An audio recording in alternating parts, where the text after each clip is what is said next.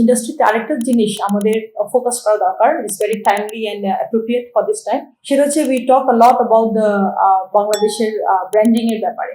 Manufacturing যেভাবে আমরা চিন্তা করি, ব্র্যান্ডিং এর ক্ষেত্রে কিন্তু আমরা সেভাবে এখনো চিন্তা করছি না। তো আমরা যদি বাংলাদেশ ব্র্যান্ডিং নিয়ে কথা বলি, সেক্ষেত্রে আমাদের চিন্তা করতে হবে যে are we moving up in the global value chain. Hi, I am Dolly, managing director of Closures Limited. এখন আমরা যে টপিক নিয়ে কথা বলতে যাচ্ছি সেটা হচ্ছে ব্র্যান্ডিং বাংলাদেশ নিয়ে। সো এখন আমরা যে সময়টাতে আছি, in fact it's a like very timely discussion to discuss about branding Bangladesh. কারণ আমাদের LDC graduation and preparation নিচ্ছি in next few years.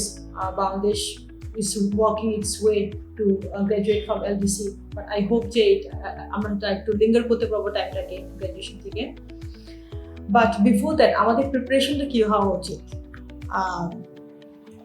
Before the graduation take place, সেক্ষেত্রে আমাদের কথা বলা উচিত। Let's not talk about the problems only. আমরা যখন সকালে নিউজ পেপার খুলি, but when we read about anything, we all concentrate a lot on the problems, যে stretching out on the problems. এখানে আমাদের গ্যাস ক্রাইসিস থেকে শুরু করে, ব্যাংকিং প্রবলেম থেকে শুরু করে, পাওয়ার ক্রাইসিস, লিভার ক্রাইসিস, এখানে there are lot of things that we are talking about all the crisis in the industry.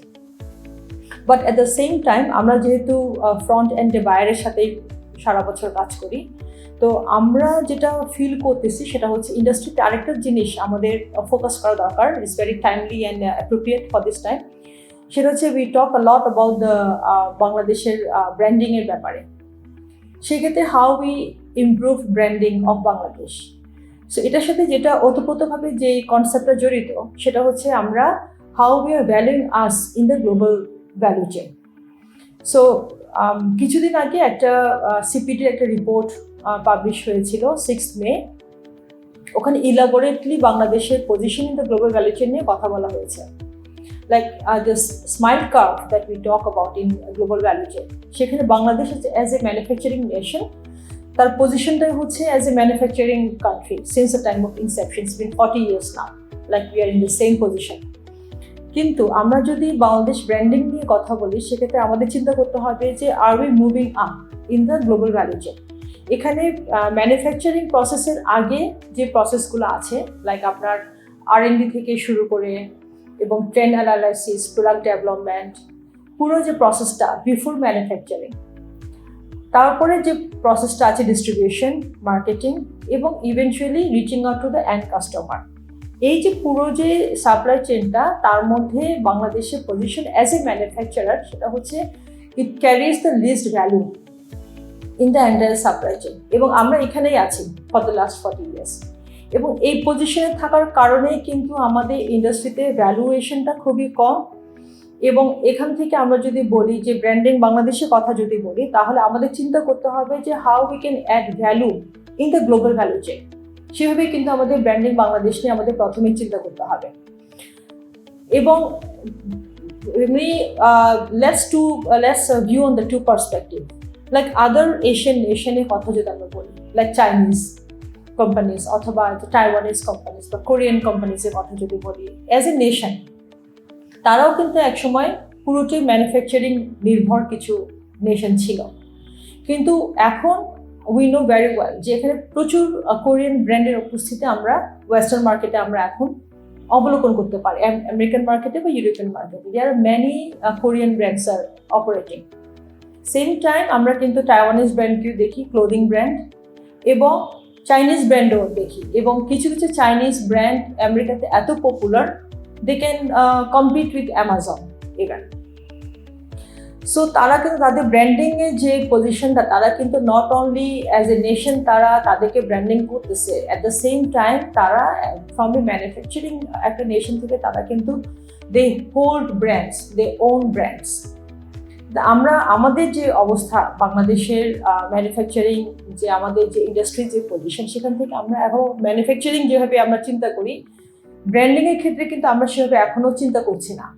আমাদের যদি আমরা বলি লাইক 2500 বা 3000 ফ্যাক্টরি এখনও রানিং, যদিও সামটাইমস আমরা ফিগার আমরা বলি 4000, বাট অ্যাক্টিভলি কতশো ফ্যাক্টরি রানিং আছে, the numbers is still disputed. Let's say about 3200 factory বিভিন্ন ক্যালকুলেশনে নাম্বারসটা ভ্যারি করে। কিন্তু এতগুলো ফ্যাক্টরি যে অবস্থান, কিন্তু সেই অনুপাতে কিন্তু আমরা এখনো কোনো বাইরের কান্ট্রিগুলোতে এক্সপোর্ট করছি এরকম খুব বেশি ব্র্যান্ড কিন্তু আমরা দেখি না। বা লোকাল মার্কেটে আমরা ইদানিং কিছু ব্র্যান্ড আমরা দেখছি যারা এখন লোকাল মার্কেটে ব্র্যান্ডের জন্য কিছু ব্র্যান্ড এখন চালু হয়েছে, কিন্তু এক্সপোর্ট মার্কেটে ইউরোপিয়ান বা আমেরিকান মার্কেটে লোকাল ম্যানুফ্যাকচারের ব্র্যান্ড কিন্তু আমরা এখনো পজিশনিংটা আমরা এখনো দেখি নাই। তবে এটার জন্য আমরা ইন্ডাস্ট্রিকে দোষ দিতে পারবো না, কারণ আমাদের গার্মেন্টস ম্যানুফ্যাকচারাররা তারা প্রতিনিয়ত যে ধরনের স্ট্রাগল থেকে তাদেরকে বিজনেসটাকে অপারেট করতে হয়, এদিকে লেবার ক্রাইসিস সমস্যাটা সমাধান করলো, দেন শুরু হলো পাওয়ার ক্রাইসিস সমাধান করলো, দেন হঠাৎ করে দেখা গেল এনপিআর স্ট্রাইক, এখানে সমাধান করলো, দেখা গেল হঠাৎ করে আবার শুরু হলো পোর্ট স্ট্রাইক। তো এতগুলো প্রবলেমের মধ্যে আসলে আমাদের ইন্ডাস্ট্রি ওনারদের পক্ষেও তাদের রোল থেকে এক্সপান্ড করে আরেকটা স্টেপ চিন্তা করা এটা সবার পক্ষে সম্ভব না। ইভেন আমাদের ফ্যাক্টরিগুলোর খুবই কম সংখ্যক ফ্যাক্টরি নিজস্ব মার্কেটিং টিম আছে, মেজরিটি ফ্যাক্টরি কিন্তু নিজস্ব মার্কেটিং টিম নেই। তারা কিছু লোকাল বাইং হাউস, অনেকগুলো লোকাল বাইং হাউস আছে, লাইক 1500 বাইং হাউসগুলো তার ডিপেন্ডেন্ট তাদের মার্কেটিংয়ের জন্য, বিকজ তাদের নিজস্ব বাইং হাউস, তাদের নিজস্ব মার্কেটিং টিম নেই। এরকম একটা অ্যাটমসফিয়ারে যখন ইন্ডাস্ট্রিটা অপারেট করে, তখন আমরা যদি বলি যে ব্র্যান্ডিং বাংলাদেশের জন্য we have to come out with a new local brands who will export to US, কিন্তু সেই ধরনের চিন্তা করার স্কোপ, এনার্জি, এফিসিয়েন্সি, ক্যাপাসিটি বা সক্ষমতা আছে কিনা, বা সেই সুযোগটা বা সময়টা আছে কিনা, সেই সুযোগটা আমাদের ইন্ডাস্ট্রি, আমাদের যে ইন্ডাস্ট্রিতে আমরা অপারেট করতেছি এই যে অ্যাটমসফিয়ারটা আমাদেরকে সে অপরচুনিটি দিচ্ছে কিনা, এটাও আমাদের চিন্তা করতে হবে। It is always not in favour of our industry owners to think beyond what they are doing. So আমাদের অনেক লিমিটেশন আছে। এক্ষেত্রে আমার যেটা মনে হয়, সেক্ষেত্রে I strongly believe and I urge যে বাইং হাউস কমিউনিটি যারা আছে, লাইক 1500 বাইং হাউস যেহেতু বাংলাদেশে অপারেট আছে, এখানে একটা সেগমেন্ট, মেজরিটি একটা সেগমেন্ট অবশ্যই সম্ভব, তারা যদি কোলাবোরেট করে উইথ দ্য ইন্ডাস্ট্রি, তাহলে অবশ্যই আই থিঙ্ক কোলাবোরেটলি তারা হয়তো অনেক ব্র্যান্ড তারা বাংলাদেশে কিছু ব্র্যান্ড তারা অবশ্যই বাইরে তারা অপারেট করতে পারবে।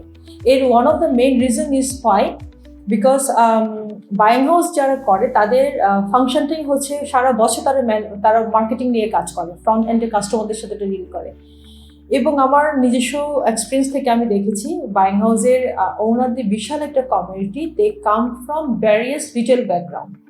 তারা বিভিন্ন ব্র্যান্ডে জব করতো, বা বিভিন্ন ট্রেডিং ফার্মে জব করতো, বিদেশি কোম্পানিতে জব করতো। এই ব্যাকগ্রাউন্ড থেকে আসা একটা বিশাল কমিউনিটি, তাদের এই এক্সপার্টিসটা আছে, তাদের বাইরের সাথে কীভাবে কমিউনিকেট করতে হয়, প্রোডাক্ট ডেভেলপ করতে হয়, মার্কেটিং করতে, তাদের এই এক্সপার্টিসটা তাদের অবশ্যই আছে। এই তাদের যে এক্সপার্টিসটা আছে, এটার সাথে যদি আমরা ম্যানুফ্যাকচারদের কমিউনিটি যদি আমরা কোলাবোরেটলি জয়েন্টলি কিছু করি, তাহলে অবশ্যই আমরা লোকাল কিছু ব্র্যান্ড, অ্যাটলিস্ট আমরা শখানেক ব্র্যান্ড আমরা বাইরে আমাদের বাংলাদেশকে রিপ্রেজেন্ট করতে পারবো। তো এই জন্য আমাদের এই মুহূর্তে যেটা সবচেয়ে বেশি প্রয়োজন, সেক্ষেত্রে হচ্ছে ইন্ডাস্ট্রির সবগুলো সেগমেন্টকে কীভাবে কোলাবোরেট করা যায়, কীভাবে একই স্লোগানে, একই চিন্তার আমব্রেলার নিচে কীভাবে অপারেট করা যায়, এটাকে নিয়ে আমাদের জয়েন্টলি কাজ করার একটা বিশাল সুযোগ আমাদের সামনে আছে। এবং this the high time to work together.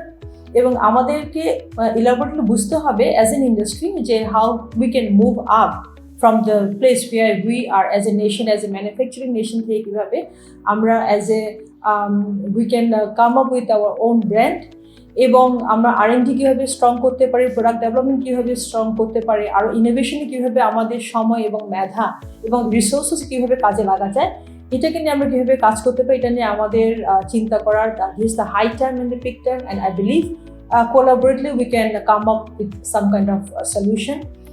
এবং এর পাশাপাশি যেটা না বললেই না, সেটা হচ্ছে আপনার আমাদের যে গ্রিন ফ্যাক্টরি যে রিভলিউশনটা বাংলাদেশে ঘটে গেছে, এবং আমরা বলবো যে we can claim us as a like a nation who came as a response to the 2013-তে রানা প্লাজার যে ইনসিডেন্টটা ঘটলো এবং বাংলাদেশকে ব্র্যান্ডিংকে যেটা টার্নিশ করলো ইন বিগ ওয়ে, ওটাকে রেসপন্স করার জন্য ইন্ডাস্ট্রি যেভাবে করে কাম আপ করলো with the highest number of green factories in the world, it's খুবই স্ট্রং একটা response and message goes around the world. So যেহেতু আমরা এখানে we already prove us as a champion, it will of course work in one of the many factors as a brand in Bangladesh. But this is not alone, is not enough. তো পাশাপাশি আমাদের ইনোভেশনে অনেক এগিয়ে যেতে হবে, এবং এটা আমরা একমাত্র বিজিএমই বা বিকেএমই কে এটার জন্য রেসপন্সিবল স্টেক হোল্ডার হিসেবে দাঁড় করানো সম্ভব না। এটার জন্য আমাদের কোলাবোরেটলি কাজ করতে হবে। I think this is the high time that we join hands together to work brand in Bangladesh.